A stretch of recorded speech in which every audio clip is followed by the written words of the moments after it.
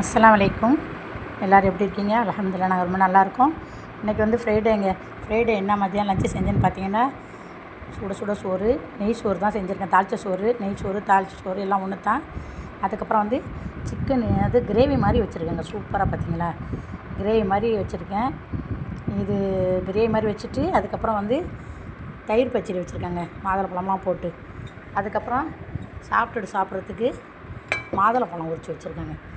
இருந்துச்சு, வேஸ்ட் பண்ணக்கூடாதுல, எதாவது சாப்பிட்டு ஒரு பழம் சாப்பிடணுன்னு சொல்லிட்டு வச்சுருக்கேன். நல்லா இருக்குங்க, இந்த கிரேவி சூப்பராக இருக்கும்.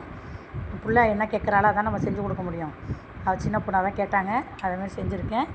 நல்லா அதை எடுத்து நம்ம சோத்துல போட்டு பிணைஞ்சு சாப்பிட்டு அவ்வளோ சூப்பராக இருக்குங்க. பார்த்தீங்களா, நல்லாயிருக்கும். நான் எப்படி சாப்பிட்டு காட்டுறேன் பாருங்கள்.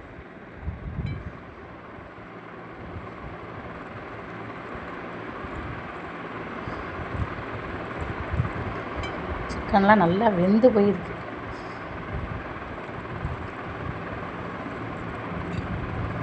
இந்த சூப்பராக இருக்கும்.